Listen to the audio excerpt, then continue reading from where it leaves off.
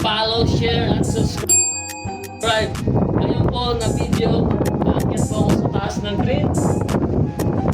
May titignan po ako parte sa panahon natin. What's up mga guys?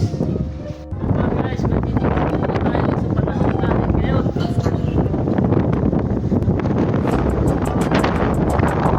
Dito na po ako mga guys. Titignan natin ang panahon ngayon.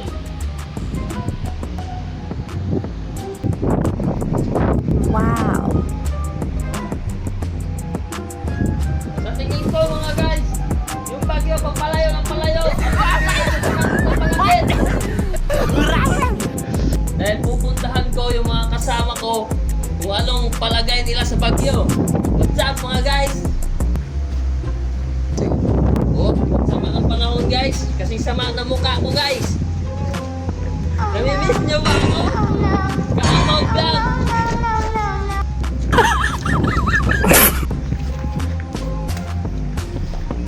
Ganito kadami yung baon namin guys.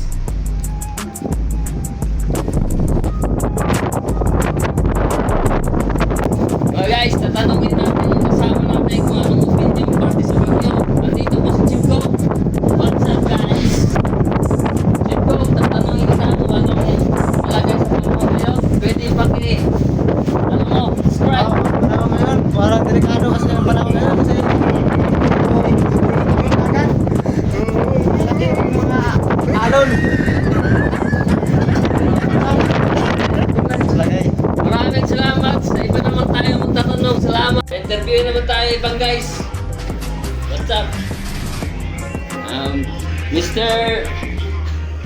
Romnick, ano bang masasabi natin palagay sa panahon? Kailangan masasabi. Kailangan natin yung mapalagay kasi parang hindi ako mapalagay.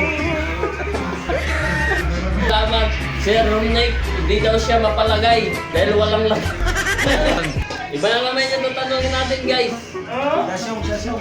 Si Asyong Salonga. Asyong Salonga, anong sa atin mo ngayon? Sa panahon natin ngayon. Malakas ang alon.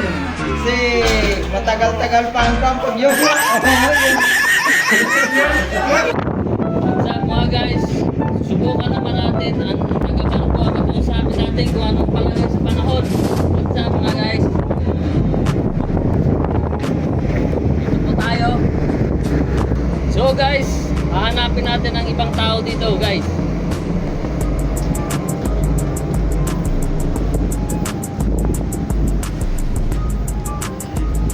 Susubukan kong tanungin kung anong lagay ng panahon ngayon. Pangyo, ni hao, kaya mo siyang ye. Okay, thank you siya.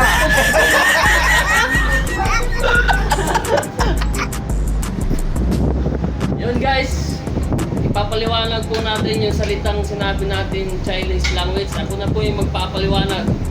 At sabi niya, natatakot daw siya dahil malakas yung bagyo, kaya pumasok na po siya. At dito na lang po nagtatapos yung video natin. So guys, dito na po magtatapos yung video natin. Huwag kalimutan mag-subscribe. Junles Veloso and Kaamaw Vlog. Guys.